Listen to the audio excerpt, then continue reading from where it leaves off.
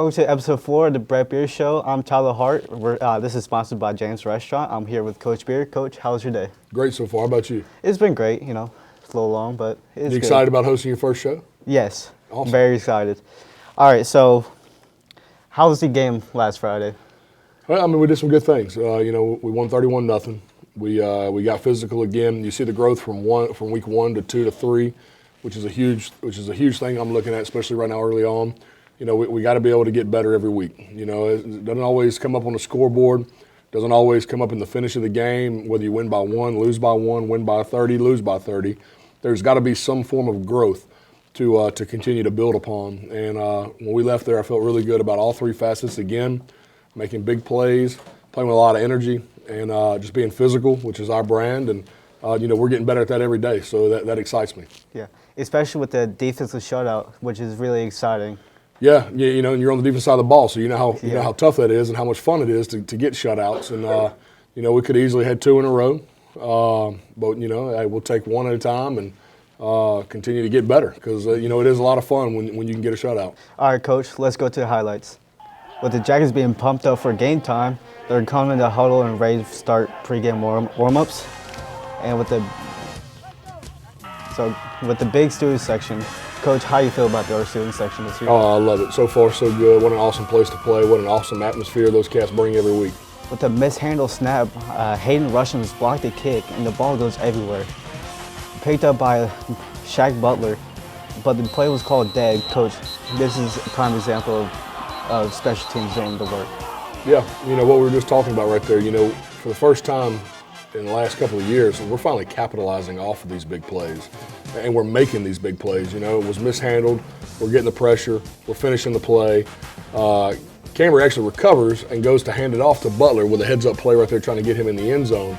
And really an awesome play, awesome team play. So many moving parts right there that are getting the job done and get us the ball in the red zone and ultimately capitalizing by finishing in the red zone. But love the energy and you love where it puts us. Next play, Reese hands the ball to Ray for a Yellow Jackets touchdown. Coach, this is a good example for starting fast. We're up 7-0 in the first quarter. How you feeling? Yeah. Once again, momentum swings, finishing off the big play. I love the fact that we got the push up front right there and just the finish by Ray. You can see him giving you everything, running through 2 or 3 defenders, staying on top of them and reaching out and finishing the play across the red zone by breaking the plane. All right, Jackets back on offense. Mooney hands off to McNeely, bounces outside for a nice gain. All right, Mooney play actions to Andrew Goodwin, steps on our defender and runs for a first down. Coach, how's Andrew's ideals? How's Andrew doing? Well, when we lost Andrew last year, it hurt us. And for him to be able to come back, Reese to Andrew is a big connection. Andrew's going to finish runs. He's going to gain yards. He's always going forward, and that's a huge gain for us right there. All right, Moody hands off to R.J. Johnson, breaks the tackles, run for a first down. So and it's a really big gain, Coach. So how does R.J. comes into this offense? Coming out party for R.J. Yeah. Mooney hands off to R.J. again for a run touchdown, 14-0. Denham. So, Coach, like we said before, RJ. Yeah, coming out party for RJ. He had an opportunity to play more at the varsity level and had a huge night for us.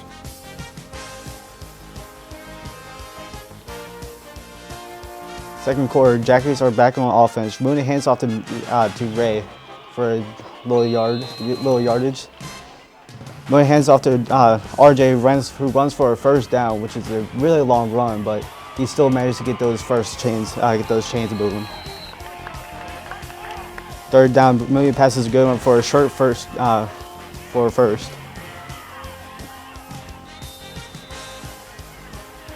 Jackets attempt for a field goal. Caleb LeBon kicks it for a good, so we're 17-0 Denham.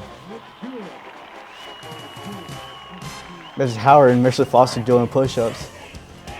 So, Coach. I love it. I love it. Our leadership in our student section, unbelievable. Liberty Austin grows, plays, passes deflected and falls incomplete. 32, Rancher Miller with a big hit. Groves back on pass again, stacked by Porter Gibson.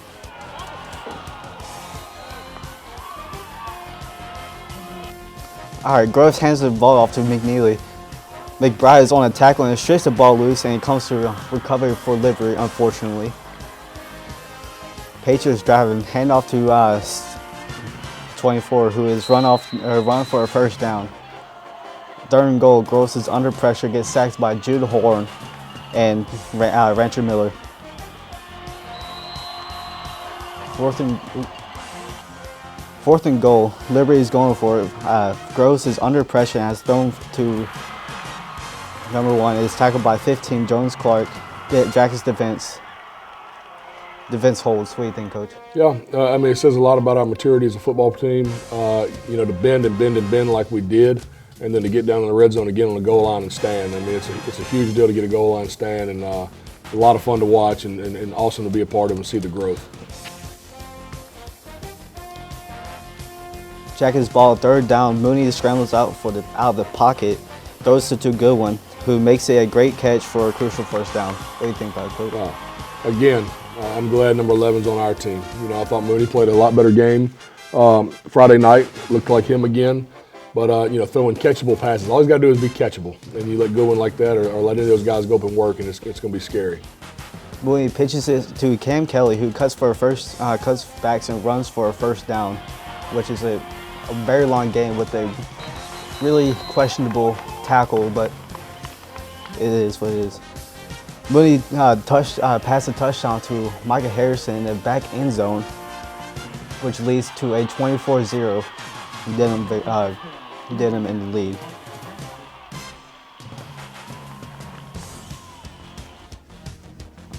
Yeah, you know, to have Micah Harrison back and you know, getting him healthy and getting him rolling, that's a big deal for our football and our offense. We got to get him going quicker.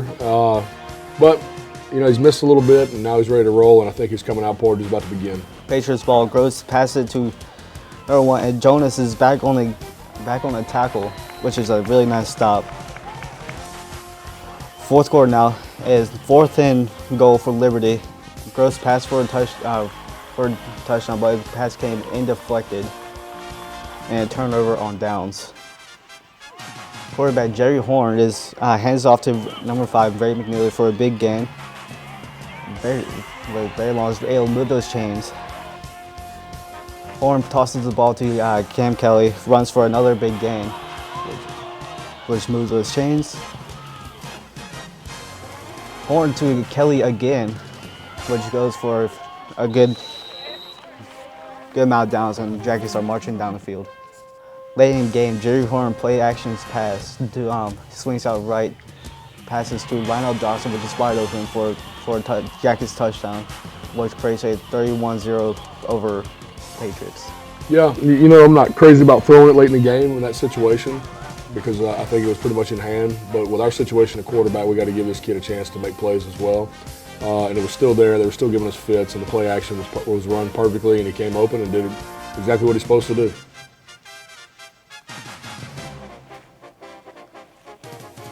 And I love their little handshake like that. I love that. And going back to tradition, after every single football game, we've seen the alma mater. Coach, how do you feel about this tradition? Yeah, I love it. I love being a part of Denham Springs. I think we're in the right direction, and we're moving in the right direction. And you know, it's a lot of fun to be a part of it. And I love that student section. I love the way we get together at the end of the games. With the final score, Denham 31, Liberty 0. Mooney passes 9 for 12 passing, 70 yards and 1 touchdown. McNeely rushes 23 rushes, 136 yards and 1 touchdown. Goodwin 5 receptions with 40 yards. All right, those highlights were looking good. So, Coach, about those defensive shutout, it's really important in the games that we play. Yeah, I mean, there's a good chance if you shut a team out, you got a chance to win. So, I mean, our defense right now is getting better every week and flying around, and you see the tackling is really good. The big plays are really good. Deshaun McBride is playing at another level. Jonas Clark coming off his injuries playing better.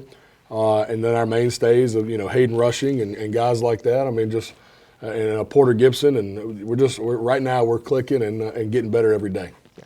It's also really nice to see Andrew being worked in the offense because yeah, Yeah, we were slow at first. Really working in our play action game and our passing game. We got a lot of threats that we got to get a football to, and it just takes time to grow the offense and kind of get out of the vanilla that's early on and begin to grow everything and put all the pieces together for that one ball to be spread out through all our playmakers. Because you got 4, 5, 7, 33 now. You got 11. You got 13.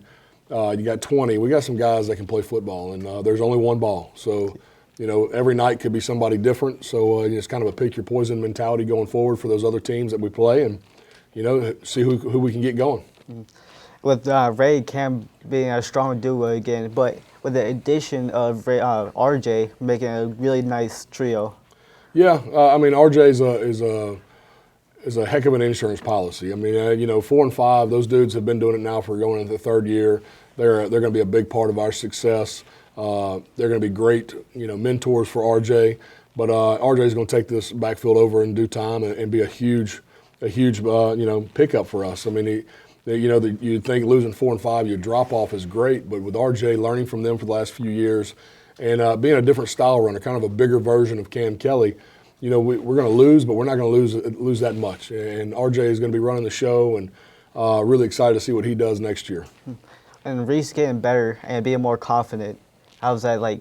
I know it's a good thing for the offense, but how good is it? Well, you ultimately go where the quarterback takes you. The O-line's going to pave the way, but then the quarterback's got to get us down that road. Struggled some early on, but he comes off an injury-plagued junior year where he only played half the year early on. Set a lot of time, had a good spring game. But, spring games are a lot different than the real games. And, we're a lot more vanilla in spring than we are in the season. So there's a lot of things that have to be, picked up on, that you have to learn. And you have to be better every week. You have to study. And, of course, with his confidence, it's getting better. But his confidence should come in finishing games and winning football games, and that's what we're doing right now. Well, the Franklinton coming back on a Thursday night game. So how are you feeling about that? Well, first off, it's like I tell y'all, man, I love a Thursday game. Because if the week is done right, you gain a day's rest. And, in week 4, you gain a day's rest for week 5. We'll have a week 6 Thursday game, so you'll gain a day's rest for week 7. Those are critical just to kind of get your body back in feeling good. Another 24 hours makes a huge difference. But the biggest thing is, man, it's one day less. I've got to wait to watch y'all play again. And because I do love watching us play. I love watching the way y'all handle yourselves and go about business and go about showing everybody what Denham Springs football is. So, Thursday's just another day, man. It's a one-at-a-time mentality, and it doesn't matter if it's Thursday, Friday, or if we're on a Saturday where the state championship is played. It doesn't matter. We're going to be ready to play, and we're going to give our best. So what do you think are the Franklinton's strong suits in their offense? Well, you look at the quarterback. I think he's a pretty special player. He's been a little inaccurate early on, but I know he can play because he did it all last year as well, and he can definitely beat you with his legs. He's a good football player. They got a couple of receivers that can go that they can scare you a little bit and can give you fits. And defensively, we just saw a big-time linebacker in number 9 from Liberty. I think number 5 from Franklinton is another special linebacker that we're about to have to deal with in the box again Thursday night. So they got some players. And Guy LeCompte is their head coach, and he just got hired. And you can see their growth every week. They're getting better. They had some sputters early on, but it was all new coaches and everything else. So it's a little different ball game. You can't really gauge somebody off of that. But I know and have all the respect for the world and Guy LeCompte and what he does. And I know he's going to have his kids ready to play, and it's going to be a tough challenge. Yeah. For the game plan on offense and defense, what's your thinking? Well, offensively, we got to continue to expand the playbook. It's like anything, man. With our O-line and our big guys like that, we got to see if people can hold up with us for 48 minutes. Can they handle us leaning on them and getting after them and being nasty in the box?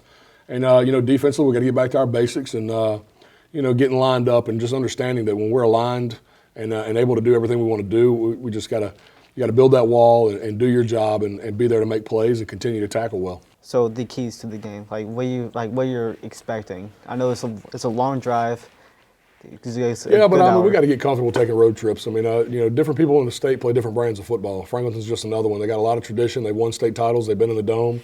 They know what it takes to be successful there. They've had some big-time players come out of there, LSU players, NFL players. That's not a slouch program. And for us to take that road trip up 16 into Franklinton is a challenge in itself. And, we got a job to do. And we got to do it on the road. And we got to be comfortable doing it on the road, which, we're gonna do this year. So, we got to continue just to play our game, continue to get better, continue to have the big momentum swings, continue to finish off the momentum swings. But really, all three facets, again, have to be solid, do their job, make the big plays, and have fun doing it. I'm Tyler Hart. This is Coach Beard. And thank you, Coach, for joining us today. Absolutely. The game's at Franklinton at 7 o'clock on a Thursday night. And thank you for James Restaurant to sponsoring this episode, and we'll see you next time.